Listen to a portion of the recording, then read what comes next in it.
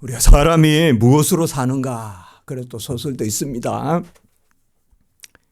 사람이 살아갈 때 무엇이 가장 큰 문제인가? 이것은 굳이 우리가 질문을 던지지 않아도 다 겪습니다. 그때 무엇이 가장 큰 문제인지 우리가 알고 있습니다. 많은 경우에 어떤 사람은 건강이 가장 큰 문제다. 또 어떤 사람은 궁함이, 즉 그러니까 돈이 가장 큰 문제다. 이렇게 이야기합니다. 혹자는 돈을 잃으면 부분을 잃지만 건강을 잃으면 모든 것을 잃는다라고 이렇게도 말합니다.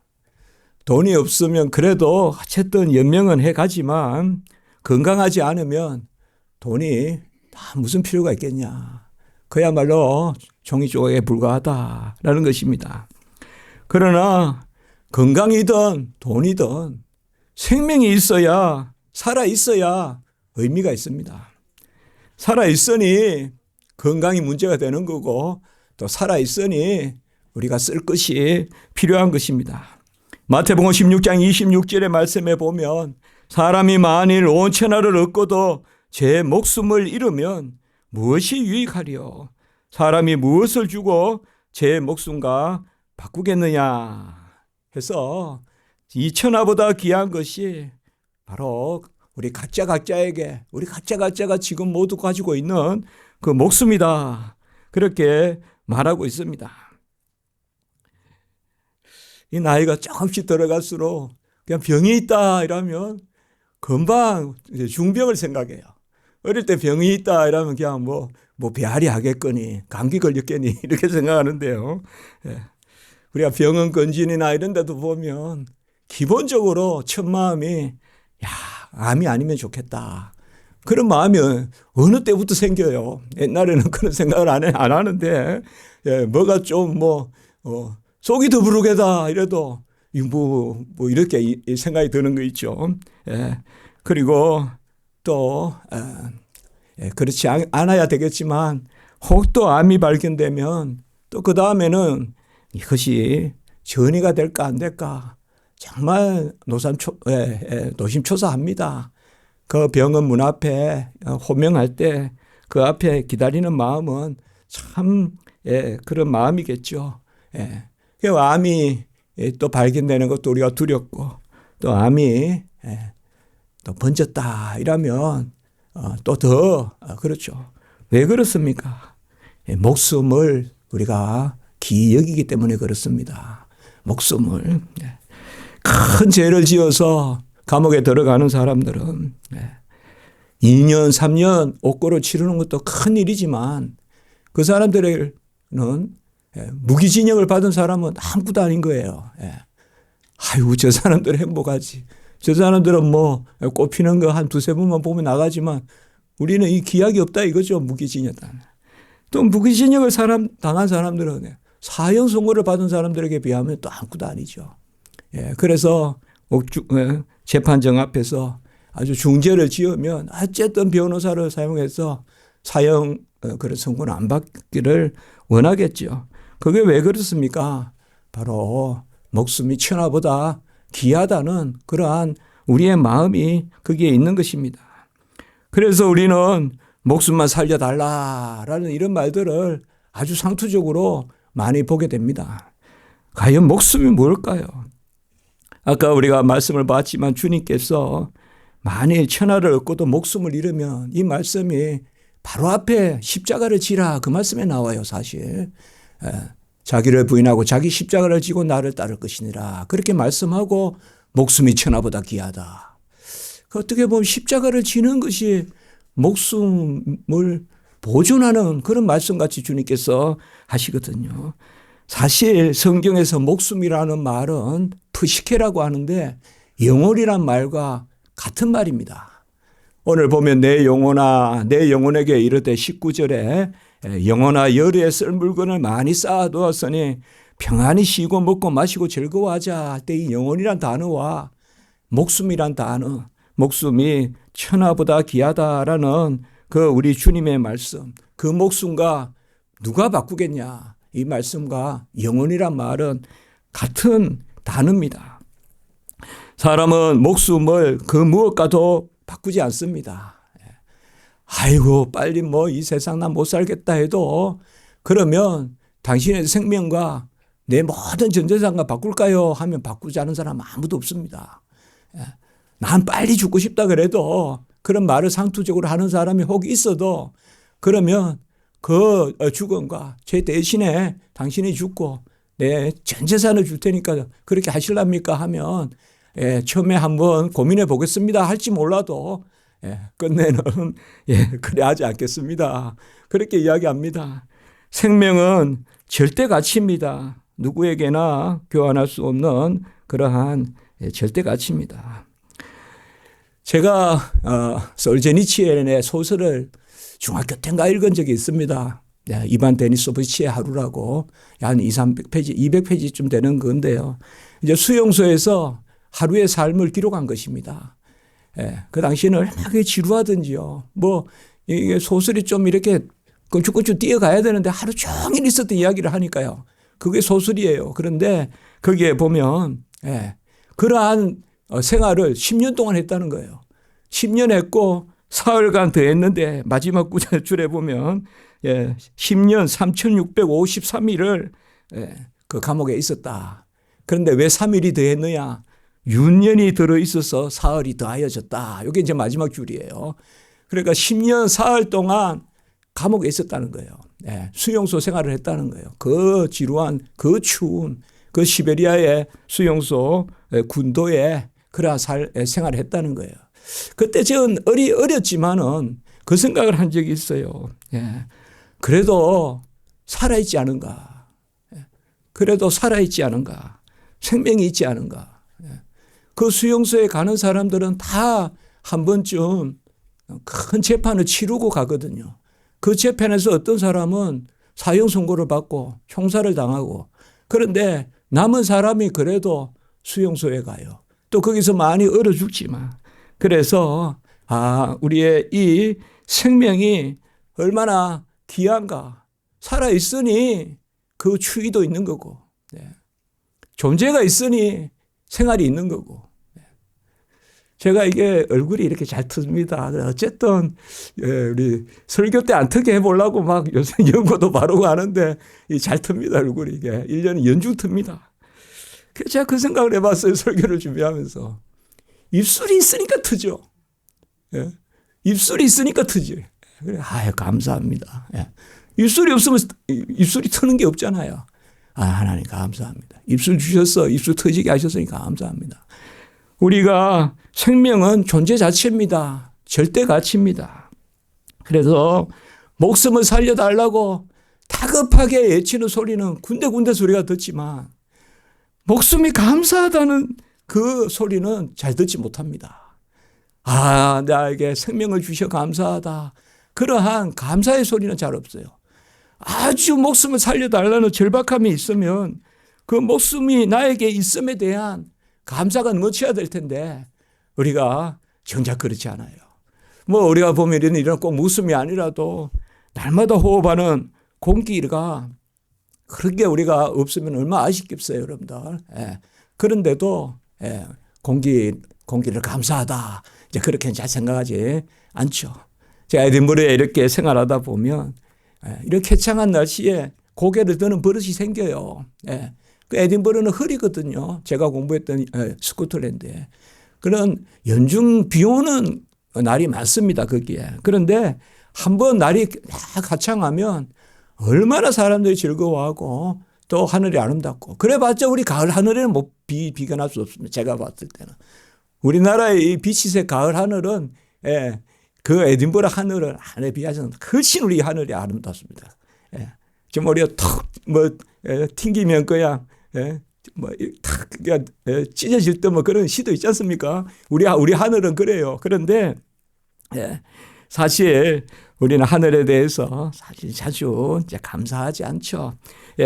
오늘 보면 그 말씀입니다. 무엇이 본질이냐? 조금 입술이 텄다고 입술 준 것을 생각하지 않고 입술이 텄다고 불평할 것이냐? 조금 생명에 어떤 그런 어려움이 있다고 생명 자체에 대해서 감사치 않을 것이냐? 무엇이 중요한 것이냐? 또 하나님이 계신데 하나님이 계시지 않는 듯이 그렇게 생각하냐? 하나님이 계시면 하나님의 뜻 아래서 우리 자신을, 우리 존재를 하나님이 자녀로 삼았으면 그 너머에 하나님의 하시는 일이 있는데 왜 그 일을 아무 그렇지 않게 생각하냐? 하나님이 계시는. 그래서 오늘 말씀에는 이제 누가복음을 우리가 조금 몇 주간 또 살펴봐야 됩니다. 누가복음에 비유의 말씀이 두루 많이 들어있는데 그리고 이제 누가복음 말씀 12장부터 조금 살펴보시고 이제는 예수님이 예루살렘으로 들어가는, 지난주 말씀에 예수님이 이제 예루살렘 목전에까지 가신 말씀을 했거든요. 그래서 이제 누가복음 이 말씀 다음에 예수님께서 여리고로 들어가시면서 소경 바디메오를 고치시는 그 일로 또 우리가 말씀을 이어갈 겁니다. 그래서 오늘 이 비유는 누가복음에만 나오는 비유입니다. 한 부자의 비유입니다. 그래서 무리가 수만 명이 모여서 12장 1절에 보면 서로 밟힐 만큼 주님을 따라다녔는데요. 이제 그 가운데 건강을 구하는 자도 있고 먹을 것을 구하는 자도 있습니다. 그때 한 사람이 주님께 나왔습니다. 주님께 나와서 질문을 했습니다. 선생님, 내 형을 명하여서 유산을 나와 나누게 하소서라고 이렇게 부탁합니다. 이스라엘에서는 큰형, 맏형에게 3분의 2를 줍니다. 우리나라도 조금 그런 상속의 법이 있을 겁니다. 그런데 형에게 3분의 2, 동생에게 이제 3분의 1을 이렇게 나누어 주라고 신명기 21장 17절에 말씀하고 있거든요. 아마 이 부분에 대해서 뭐가 아마 그렇게 하지 않았거나, 사실 여기 나눠주에 보면 동생일 수도 있어요. 동생일 수도 있고 형일 수도 있어요. 동생이 강팍해가 형 것을 취해가지고 형이 못 가졌다고 볼 수도 있어요. 그러나 어쨌든 가족의 상속에 대한 문제예요. 상속에 대한 문제인데, 그러니까 주님께 와서 이런 일을 판단하는 것이 랍비거든요. 랍비가 선생이라는 거거든요. 그러니까 우리가 선생이여, 랍비여, 라본이여 뭐 이렇게 가르치는 자여, 다 비슷한 개념이라고 보면 됩니다. 랍비여. 랍비는 이스라엘에서 보면 정당하게 재판을 하는 사람들이고, 그리고 어떤 일을 중지하고 이러한 일들을 랍비가 합니다. 그래서 우리 예수님께 선생이여 부르면서 이 일을 좀 해결해 주십시오라고 이렇게 이야기하는 것입니다. 사실 건강을 낫게 해달라든지 또 배가 고파서 오병이어 이런 먹을 것을 구하는 이런 것들, 또 풍랑이 잠잠게 되는 이런 것들은 우리가 성경에서 자주 보게 되지만, 사실상 재산 분할을 이렇게 주님에게 좀 해달라, 정당하게 해달라는 것은 성경에서 이곳이 유일하게 나오는 것입니다. 그러니까 우리 주님께서 말씀하세요. 내가 재판장이나 물건 나누는 자가 아니다는 거죠. 나를 재판장이나 물건 나누는 자로 세웠느냐, 누가, 이렇게 말씀하고 있습니다. 우리 주님은 재판장이나 물건 나누는 장이 아니라는 것입니다. 이 세상에 우리 주님이 오신 것이 옳고 그름을 세속적으로 따져서 재판하시거나, 또 그것을 물건을 어떤 세상의 질서로 나누어서 중개하거나 또 거간하거나 거간꾼이나 중개인으로 주님이 오신 것이 아니라는 것입니다. 주님이 이 땅에 오신 것은 자기 백성을 구원하러 오셨고, 자기 목숨을 주셔서 생명을 살려러 오셨고, 이 말씀이 이제 생명과 이어지는 말씀이에요. 지금 무엇을 가질까, 그것으로 주님에 찾아왔는데, 주님은 이 땅에 오신 것이 자기 목숨을 주셔서 자신을 대속물로 주시고 영생을 주시고자 오셨다, 그렇게 주님이 말씀하시는 것입니다. 재판장은 무엇하는 사람이겠어요? 세상의 재판장은 먼저 온 사람은 더 후히 쳐줄 것이고, 늦게 온 사람은 좀 덜 줄 것이고, 그게 세상 재판장이죠. 그러나 우리는 지난주에 말씀을 보았습니다. 데나리온 비유에서 제3시, 6시, 9시, 11시, 심지어 오후 5시, 6시에 문 닫기 전에 1시간 전에 온 사람도 동일하게 주지 않습니까? 이것은 세상의 재판장이 하는 일이 아니거든요. 세상의 재판장이 이렇게 했다가는 쫓겨납니다. 그러나 주님의 재판은 그거예요. 먼저 된 자가 나중 자고. 그리고 세상에서 너희가 죄 없으면 돌로 치라 그러면 세상의 법이 유지가 안 될 것입니다. 왜요? 모든 사람이 죄인이고 모든 사람이 죄를 짓는데 그러면 죄를 징계할 수가 없죠. 징벌할 수가 없죠. 그래서 주님은 이 세상에 오셔서 어떤 세상의 질서로 재판을 하거나 세상의 질서로 물건을 나누거나 하시는 그러한 일을 하시러 오신 것이 아닙니다. 세상의 눈에는 눈, 이에는 이라고 세상은 재판합니다. 그래서 같이 해를 가해서 동해 보복을 해라 그렇게 합니다. 그러나 우리 주님은 뭐라고 말씀하셨어요? 마태복음 5장에서 악한 자를 대적하지 말고 오른쪽 뺨 치거든 왼뺨을 돌려대고 고발하여 속옷을 가지고자 하면 겉옷도 가지게 주고. 속옷은 뭐 그렇게 비싼 옷이 아닙니다만은 그 고발해서 속옷 가지려고 고발하면 겉옷도 내주라는 것입니다. 너로 억지로 오리를 가게 하거든. 이건 억지로 오리 간다는 말은 오리 판결이 난 것입니다. 오리 동행해라. 오늘날에 뭐 동행이라는 것은 좀 거추장스럽지만은 이스라엘 사람들에게 동행이라는 것은 아주 필요한 것입니다. 길에 강도도 많고 그래서 오리를 동행하라라고 명령하거든 심리를 동행하고 내게 구하는 자에게 주고 구고자 하는 자에게 거절하지 마라. 그 세상의 법은 눈에는 눈, 이에는 이가 기본인데 말이에요. 행한 대로 갚는 게 기본인데 예수님은 이 땅에 오셔서 악한 자에게 대적하지 말고 악한 자가 오른편 뺨을 때리거든 왼뺨을 돌려대고 그리고 내가 무슨 억울한 일을 당하여 너 속옷을 가지고자 내 것을 속옷을 빼앗으려고 하거든. 그냥 그것까지 주고 이게 어떻게 될 일입니까? 그 일이 세상이 유지가 됩니까? 그러나 주님께서 이렇게 말씀하시는 것은 다른 것이 아닙니다. 은혜의 법이 있다는 것입니다. 하나님의 법이 있다는 것이에요. 하나님이 용서하는 법이 있다는 것이에요. 이 세상에서 우리가 미치고 살면 하나님이 갑절로 갚아주는 그러한 하나님의 나라가 있다는 거예요. 하나님이 살아 계시다는 거예요. 이 세상에서 그저 우리가 당하고만 살면 당하고 사는 것이 아니라 하나님이 계시다는 거예요. 그래서 주님께서 이 땅에 재판장이나 물건 나누러 왔다. 랍비여. 랍비는 그렇게밖에 할 수 없지만 우리 주님께서는 메시아시기 때문에 그리스도시기 때문에 우리에게 생명을 주시고 그 가운데서 하늘의 신령한 부요함을 주시기 때문에 그가 부요하신 자라도 가난하게 되시면 우리를 부요하게 하려 하심이라 고린도후서 8장 9절에. 그래서 주님 붙드는 거예요. 주님 마음을 사는 거예요. 주님 마음은 뭔가 하면 우리가 믿지는 거예요. 믿지면 주님이 채워주시는 거예요. 주님이 채워주시는데 신령하게 채워주시는 거예요. 30배, 60배, 100배로 채워주시는 거예요. 그래서 주님께서는 지금 그 말씀이에요. 예수님을 따라는 다니는데 그저 예수님이 세상에 재판하듯이 그렇게 재판하러 오신 분이 아니라는 거예요. 자기 자신을 대속물로 주셔서 우리를 자녀 삼으시고 자녀의 품위에 걸맞게 살게 하시는 하늘의 질서로 살아계신 하나님의 은혜로 살게 하시는 그 자리에 우리를 세웠다라고 이렇게 말씀하시는 것입니다. 그리고 주님의 대답은 15절에 보면 한 말씀 더 나아갑니다. 이것은 마치 그 질문하는 자의 마음을 꿰뚫어 보는 것 같습니다. 삶과 모든 탐심을 물리치라. 사람의 생명이 소유에 넉넉한 데 있지 아니하니라. 주님의 지금 질문은 그저 상속에 대한 질문인데 생명에 대한 말씀으로 나아갑니다.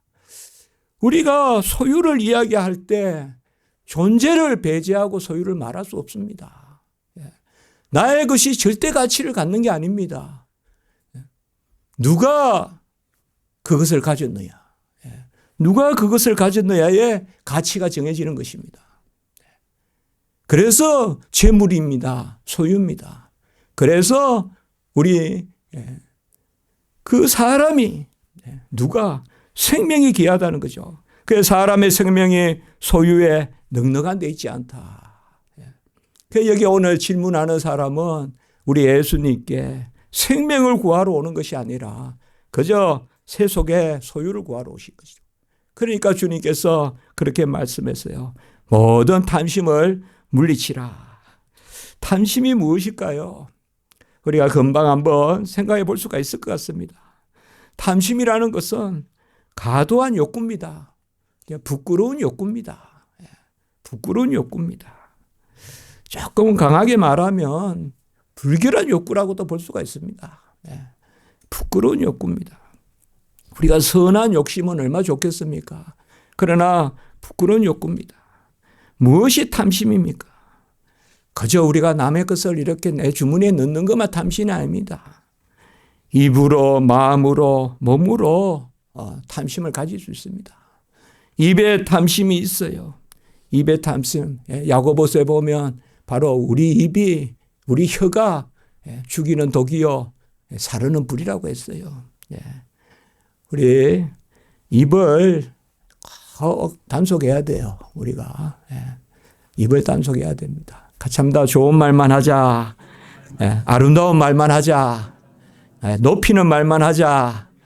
힘이 되는 말만 하자. 그러면 좋겠습니다. 제가 옛날에 부교육자로 섬겼던 대한교회라고 있습니다. 저 신정동에 가면요. 유학 가기 전에 전임 전도사로 섬겼는데 그 목사님께서 그렇게 그냥 닭살이 돋아서 옆에서 있을 수가 없어요. 사모님하고 전화하시고 이러면. 그래서 뭐 아주 그냥 또 그렇게 부드럽게 생기신 분도 아니에요. 근엄하게 생겼는데 전화하고 이럴 때는 보면 아이고 지금 잘 생각은 안 나는데 하여튼 그냥 제가 생각이 안 날 만큼 여기 닭살이 돋는 있잖아요. 아유 그냥 그렇습니다. 아주 그냥 사모님을 이렇게 높이는데 그 목사님께서 계속 하시는 말씀이 착한 말을 해라. 좋은 말을 해라. 부드러운 말을 해라. 우리 입이 사르는 독이요 죽이는 사르는 불이요 죽이는 독이라 했는데 또 우리 입은 위로와 격려의 입술이 될 줄 믿습니다.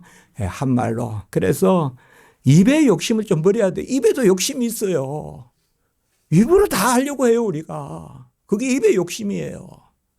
그 입은 조금 정제해서 또 마음으로. 우리 기독교 강요에 보면 마음은 우상의 공장이라 그랬어요. 우상이 뭐냐? 내 뜻이 하나님 뜻에 앞서는 게 우상이라 그랬어요. 우리가 괜한 것으로 실족하고 괜한 것으로요. 하나님이 넉넉하게 주셨는데도 그게 부족하다 하면서 내 마음을 앞세워요. 마음으로 자족하시기 바랍니다. 자족한다, 지족한다 이런 말이 다 있어요. 스스로 만족하게 여기고 지극히 만족하게 여기고 그리고 몸으로 짓는 죄도 있어요. 그러니까 몸도 우리가 항상 이렇게 생각하시면 돼요. 우리는 조금 따라가야 돼요. 성도는 따라가야 됩니다. 성령의 소욕을 따라가야 돼요. 뭐든지 내가 불쑥 나가는 게 아닙니다. 하나님이 가시고 우리는 조금 따라가야 돼요. 조금 따라가야 돼요. 그래야 모든 게 감사하고요. 그래야 하나님께 영광이거든요.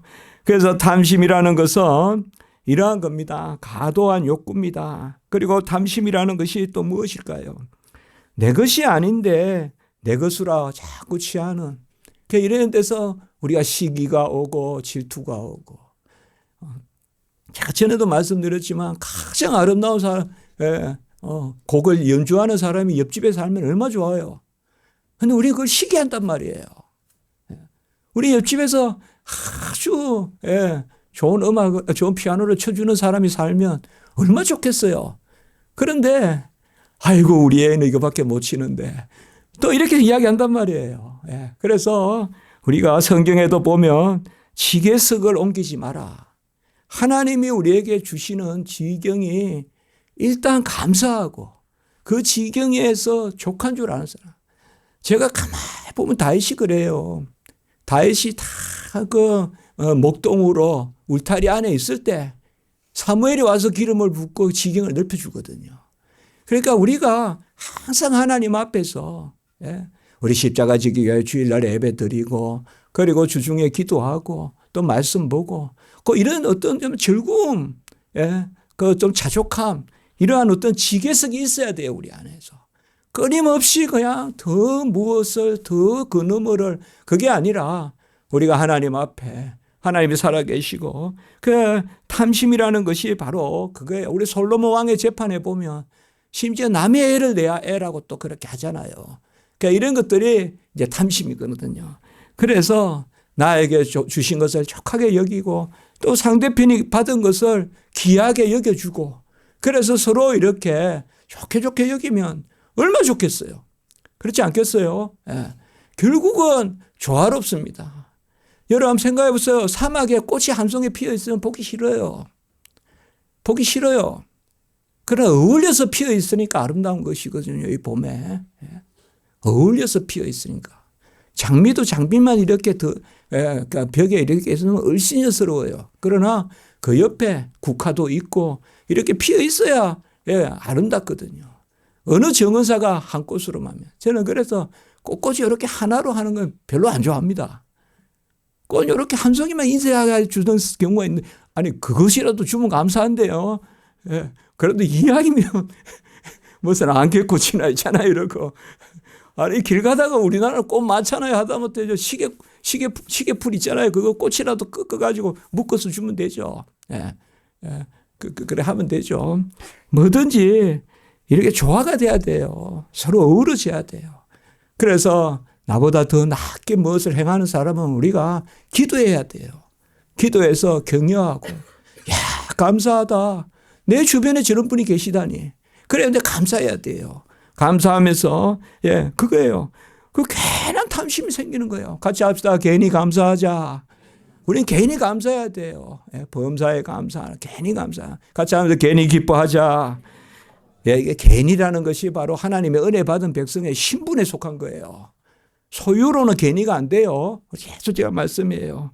그리고 무엇이 탐심입니까? 오늘 이제 말씀에 더 비추어 보면 나의 나된 것보다 나에게 속한 것을 더 사랑하는 그것이 바로 탐심입니다. 오늘 말씀에 우리 주님께서 이 한 사람에게 이렇게 교훈을 주시고자 한 것은 바로 소유가 아니라 너 자신이다. 사람의 생명이 그 소유에 넉넉한 데 있지 아니하리라. 주님은 여기에 말씀을 가지고 지금 재산 상속을 묻고 있는 사람에게 답을 주고 있습니다. 우리가 우리 자신, 우리 스스로 우리 된 거, 이것이 바로 하나님이 주신 것이요, 하나님께 나아가는 것입니다. 하나님의 자녀 된 거, 하나님이 우리를 낳아 주셨습니다. 오늘날 내가 너를 낳았다. 그리고 너로 인하여 기쁨을 이기지 못한다. 여러분, 우리의 자존감은 하나님이 우리를 기뻐하신다는 것입니다. 하나님이 우리를 낳았다는 것입니다. 하나님이 우리가 꽃을 기뻐해도 꽃의 의미가 생긴다 하지 않습니까? 하나님이 우리를 기뻐하시면 우리가 얼마나 큰 의미를 갖겠습니까? 하나님이 나를 자녀 삼아 주시는 그 가운데 그에 걸맞은 소유가 있어야 되지 않겠어요? 돼지에게 진주를 걸어줘 뭐 하겠습니까? 그건 소유입니다. 존재가 하나님의 자녀일 때 거기에 우리가 뭘 하나 걸려도, 거기에 어디 들꽃이 하나 우리 손에 들려 있어도 얼마나 아름답습니까? 하나님의 자녀의 손에 꽃이 들려 있다. 우리가 우리 자신이에요. 그게 우리 자신이거든요. 우리 목숨이거든요. 우리 생명이거든요. 하나님이 가장 귀한 것을 우리에게 주셨어요. 너의 아들을 내어주시니가 아들과 함께 모든 것을 주시지 아니하시겠느냐. 로마서 8장 32절 말씀했잖아요. 아들을 내어주시니가 이거는 존재거든요. 이게 오늘 말씀의 생명이거든요. 목숨이라는 말은 아까 영혼이란 말과 같은데 프시케라고 했고요. 생명이라는 말은 성경에 또 한 단어가 있습니다. 조회라는 단어가 있습니다. 오늘 여기에 보면 바로 사람의 생명, 15절은 조회라는 단어입니다. 조회라는 말은 우리가 조이라는 말 있죠. 그 말도 여기서 나왔습니다. 기쁨입니다. 열매입니다. 생명이라는 것은 뭔가 하면 살아있는 그 자체가 아니라 살아있어서 열매를 맺는 그게 생명입니다. 아멘.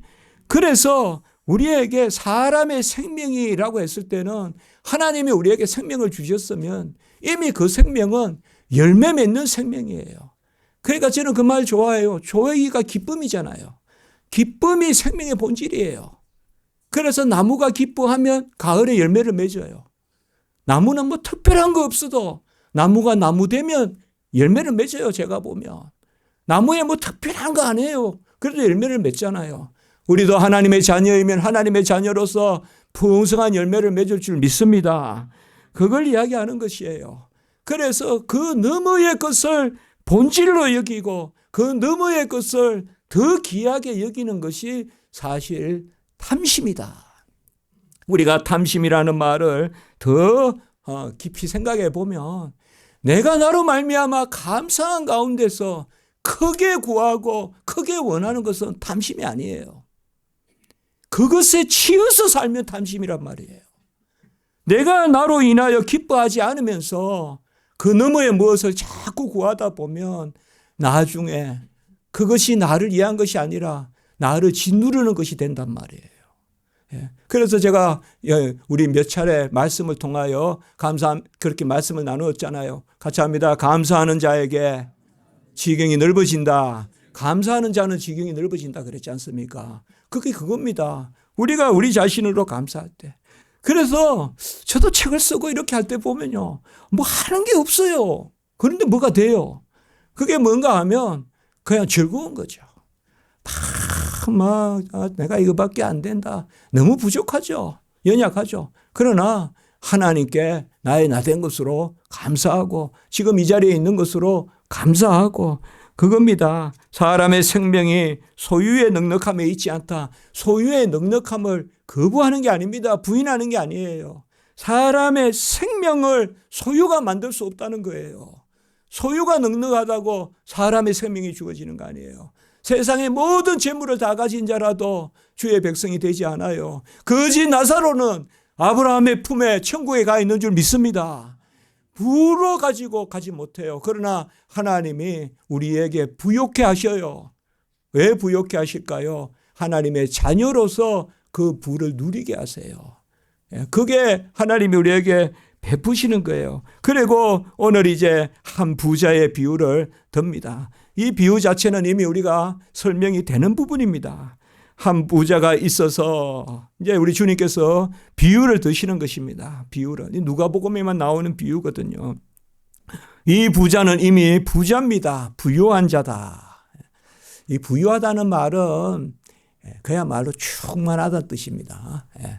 아까 우리가 고린도후서 8장 9절 말씀드렸잖아요. 부유한 자로서 가난하게 되신 것은 우리를 부유하게 하려 하심이라. 만유의 하나님이시잖아요. 부유하신.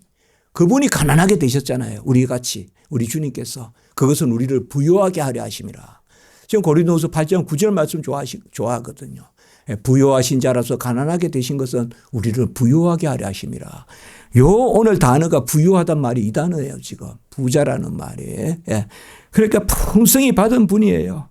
풍성히 많은 수확을 얻어서 심중에 이제 곡식을 쌓아둘 곳이 없으니 어찌할꼬 염려합니다. 이것이 뭐가 나쁩니까? 나쁘지 않습니다. 많은 것을 소출하고 땀을 흘리고 노력했죠. 이분이 어디 부정하게 취했다고 안 나옵니다. 그런데 문제는 뭐냐?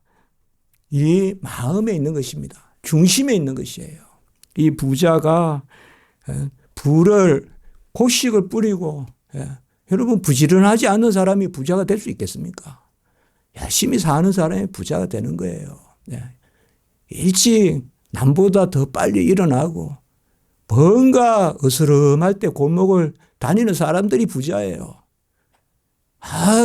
해 중천에 떴을 때 일어나서 집을 나오고 또 해 뜨기 전에 집에 들어가는 사람 부자 없어요. 그러나 여기서 오늘 말씀은 중심을 이야기하는 거예요. 중심을 이야기하는 거예요. 그 부자가 일단 창고를 짓는 것이 염려가 되어서 그거야 곡식이 많으니까 곡간을 지어야 되겠죠. 새로 지어서.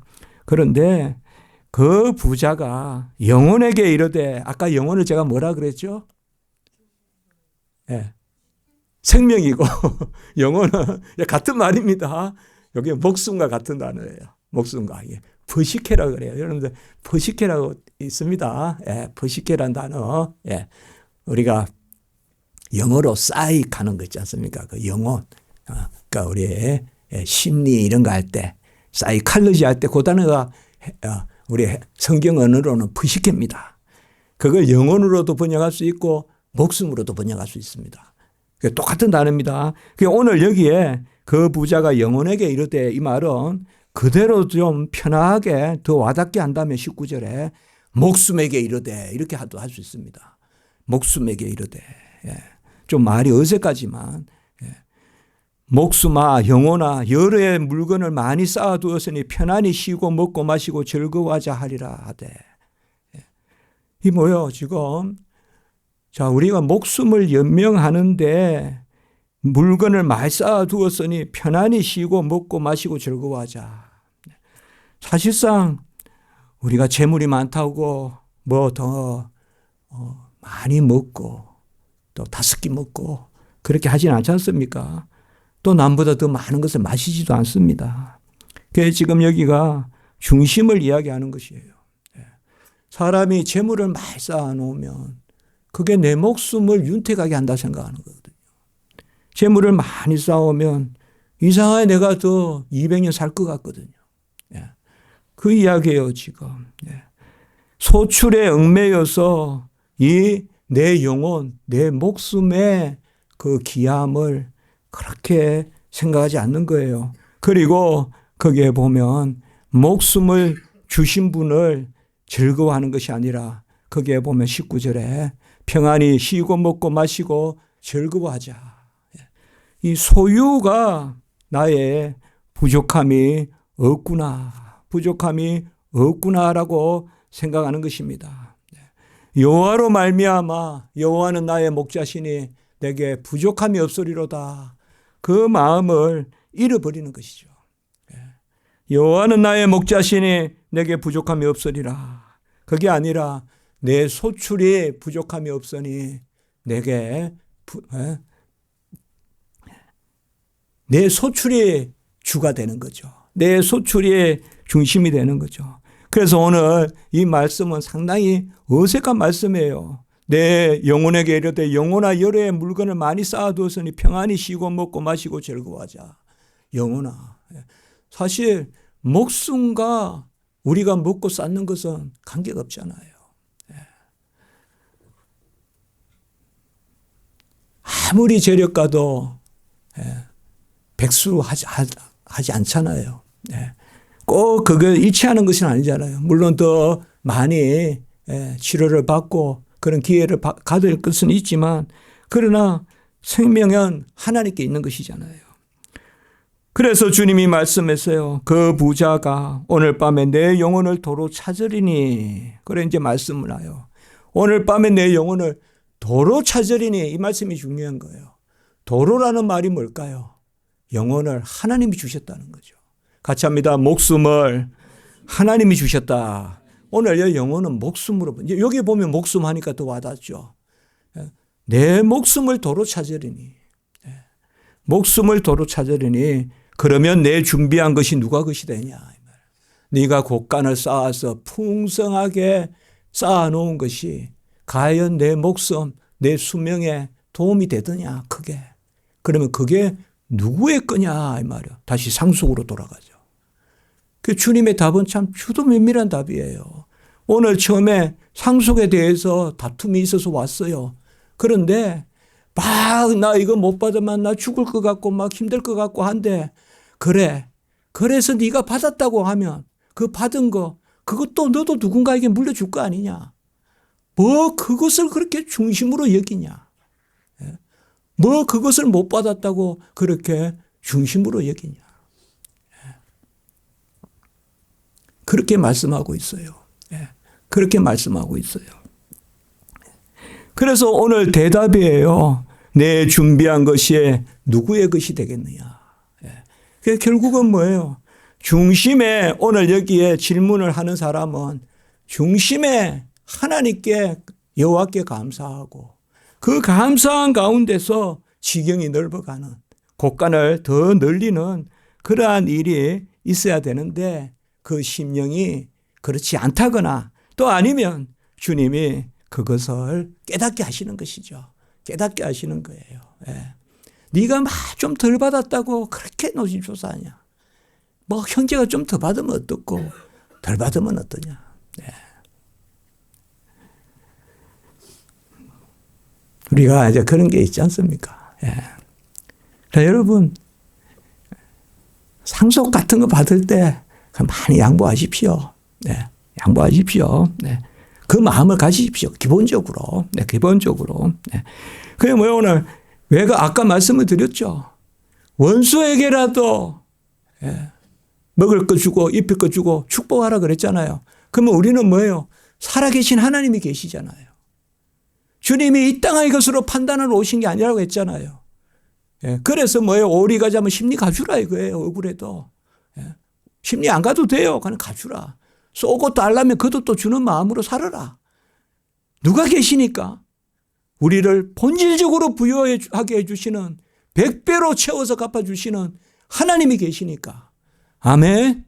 우리 하나님이 살아 계시잖아요. 하나님이 살아 계시니까. 그러면서 우리가 그런 마음을 가질 때 내 소유를 자랑하는 것이 아니라 나에게 생명을 주신 내 영혼을 주신 영혼 창조해 주신 우리는 영혼 창조입니다. 같이 합니다. 영혼 창조. 우리는 매 영혼이 잉태될 때 창조한 것입니다. 영혼을 창조해서 우리가 모태에서 잉태될 때 영혼을 창조해서 주신 거예요. 그래서 우리에게 영혼을 창조해 주시고 창세기 2장 7절에 그 사람에게 생기를 불어넣으니 생명이 된지라 그 생기가 사실 오늘 여기에 나오는 영혼이고 목숨이란 뜻이고 생명이 된지라가 바로 아까 생명이에요. 같이 합니다. 목숨을 주시니 생명이 된지라. 사실 같은 말이에요. 같은 말인데 그래서 두 단어가 쓰이는 거예요. 프시케라는 단어와 조에라는 단어가. 그래서 이것은 누가 주신다? 하나님이 주신다 이 말이에요. 하나님이 그 생명을 주십니다. 그래서 마태복음 20장 18절에 보면 마태복음 10장 28절에 보면 몸은 죽여도 영혼을 능히 죽이지 못하는 자들을 두려워하지 말고 오직 몸과 영혼을 능히 지옥에서 멸하실 수 있는 이를 두려워하라. 이 말씀은 뭔가 하면 우리의 영혼을 죽이기도 하고 살리기도 하시는 분은 바로 하나님이시란 거예요. 그래서 그분을 두려워하라 이렇게 말씀했습니다. 우리가 하나님이 주시는 그 소유를 많이 누리는 거 너무나 감사합니다. 그러나 우리의 존재에 대한 감사가 있어야 됩니다. 나의 나된 것에 대한 감사가 있어야 돼요. 나를 하나님의 자녀 삼아 주셨어요. 이 몸으로 우리가 영원히 새하늘과 새 땅에 살 줄 믿습니다. 그 하나님의 생명을 주셨어요. 이 생명은 영원 불멸해요. 이 생명은 계속 가요. 우리가 죽어도 우리의 영혼은 푸시케는 계속 살아있어요. 살아서 천국 가요. 아멘. 그게 영혼이에요. 그게 교회예요. 우리 생명이에요. 우리 생명은 소유가 떨어진다고 해서 생명이 단절되는 게 아니에요. 다만 소유가 있다고 해서 생명이 있는 것은 아니에요. 그러나 소유가 없다고 해서 생명이 없는 것은 아니다 이 말이에요.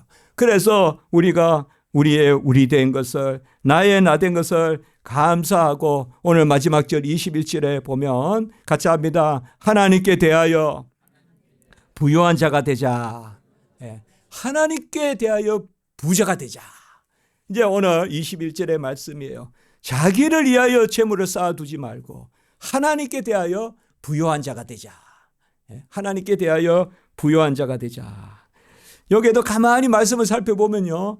하나님께 대하여 할 때 하나님께란 말이 이 전치사가 사용됐는데요. 에이스란 전치사가 사용됐는데 두 가지 뜻이 있을 수 있어요. 로마서 11장 36절로 따르면 바로 하나님께 돌아감이라. 만물이 그에게서 그로 말미암고 그에게로 할 때 그에게로 그거에 오늘 하나님께 대하여로 번역되어 있어요. 로마서 11장 6절 그도 다 비밀이여 하면서 그래서 이런 만물이 주로 말미암고 주에게서 나오고 주로 말미암고 같이 합니다. 주에게로 돌아감이라. 그러니까 하나님께 부유한 자는 뭔가 하면 만물을 통하여 주에게로 돌리는 것입니다. 만물을 주에게로 돌리는 거예요. 바로 이것이 주님께로 온 것이고 주의 영광을 위하여 있어야 하고 그래야 우리의 기업이 더 풍성해져요. 우리의 기업이.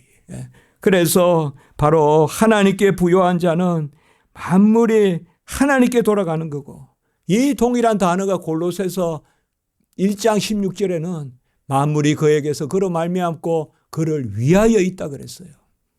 그래서 이렇게 생각하시면 돼요. 하나님께 부유한 자는 모든 것을 통하여 하나님께 나아가는 소유가 돼야 돼요. 그것을 우리가 뭐 어디에 뭐 도네이션 해라, 어디에 무슨 사업을 해라 그게 아니라 모든 만물을 통하여서 하나님께 나아가는 통로가 돼야 된다 이 말이에요. 같이 합니다. 소유가 존재의 통로가 되게 하자. 존재의 통로가 돼야 돼요. 모든 만물이 그건 뭐예요? 내가 자녀니까 하나님이 주셨습니다. 내가 자녀니까 하나님이 주셨습니다. 그러한 고백 가운데 우리가 받아야 되는 거죠. 내가 했다는 것이 아니라 은혜로 했다. 그리고 아까 말씀 것이 만물이 그에게로 이른다 이 말이에요. 같이 합니다. 내 소유가 그를 위하여 있게 하자. 그게 오늘 하나님 앞에서 부유한 자입니다. 만물을 통하여서 우리가 하나님께 나아가는 도구가 돼야 돼요. 소유가 하나님을 가로막으면 안 돼요. 소유가 하나님을 가로막으면 안 돼요. 소유는 하나님께 나아가는 통로가 돼야 돼요. 그리고 소유는 하나님을 이하여 있는 것이 돼야 돼요. 하나님을 이하여. 하나님을 이하여 있는 소유가 돼야 됩니다. 이것이 뭔가 하면 우리의 감사입니다. 우리의 중심입니다. 그래서 이 일로 하나님께 영광을 돌리고 우리가 목숨을 위하여 무엇을 먹을까 위하여 염려하지 말고 목숨이 음식보다 중하고 몸이 의복보다 중하다고 했습니다. 우리가 염려함으로 키를 한 자나 더 할 수 있겠냐. 이 키라는 말은 목숨이라고 해도 됩니다. 동일한 단어입니다. 우리가 염려함으로 목숨을 한 자라도 더 할 수 있겠느냐. 주님께서 우리에게 풍성히 나누어 넘치게 주신 줄 믿습니다. 그러니까 기쁘게 누리십니다. 하나님 앞에 감사하시면서요. 그야 이런 상처가 하나 생겨도 이게 있으니 상처가 생겼다 생각하시고 하나님이 더 부유하게 주시는 통로로 삼으신다고 여기시기 바랍니다. 그냥 하나님께 모든 것을 바쳐요. 제가 좋아하는 말씀이 있어요. 이 구절은 바로 밑에 나오니까 우리가 한번 봅시다. 우리는 이 구절은 이미 보았습니다. 12장 33절입니다. 누가복음. 이 말씀은 오늘 말씀과도 통하는 말씀입니다. 12장 33절 시작. 너의 소유를 팔아 구제하여 낡아지지 아니하는 배낭을 만들라. 곧 하늘에 둔 바 다할 수 없는 보물이니 거기는 도둑도 가까이 하는 일이 없고 좀도 먹는 일이 없느니라. 이렇게 이야기했습니다. 낡아지지 않는 배낭을 만들라. 이 말씀이 또 누가복음에만 나오는데요. 모든 우리 소유가 옆에 이웃 사람 또 가난한 분도 또 없고 또 그런 좀 넉넉한 마음을 가지고 우리가 나아가고 또 나에게 어떤 어려움이 있더라도 하나님께서 그 가운데 살아계심을 그래서 하늘에 둔 헐지 않는 배낭을 가지시는 우리 성도님들 되시기 바랍니다. 낡아지지 않는 배낭, 하늘 배낭. 이것만 한번 같이 하고 마칠까요? 이 땅의 소유는 하늘의 소유를 위한 것이다. 기도드리겠습니다. 거룩하고 자비로우신 하나님 아버지, 우리 자신을 핏값으로 사주셔서 천금만금 못 사는 은금은 내게 없거니와 나사렛 예수 그리스도의 이름으로 우리를 핏값으로 보혈의 값으로 사주셔서 감사합니다. 나의 나된 것으로 내 잔이 넘칩니다. 나의 나된 것으로 감사와 영광이 넘칩니다. 나의 나된 것으로 괜히 기쁘고 즐겁습니다. 내가 하나님의 자녀됨으로 그 무엇도 부족하지 않습니다. 여호와는 나의 목자시니 내게 부족함이 없습니다. 우리가 하나님 앞에 항상 찬미하게 하시고 이미 넘치게 후히 아버지여 넘어주시는 그 하나님의 은혜로 감사하게 하시옵소서. 감사가 우리의 조건을 이기게 하시고, 감사가 우리의 형편을 넘어서게 하시고, 감사가 하나님께 가닿는 영광의 역사가 있게 해 주시옵소서. 우리 성도님들 한 영혼 한 영혼 지켜주시고 만의 소원과 간구를 들어 응답하시고 그 신음과 애통하는 심령의 소리를 들으시고 하나님 답해 주시고 하나님 매사만사 하나님의 자녀됨에 합하게 하나님이 주시는 형통함이 그 지경이 더하게 해 주시옵소서. 우리 자녀들도 지켜보해 주시옵소서. 예수님의 이름으로 기도드리옵나이다. 아멘.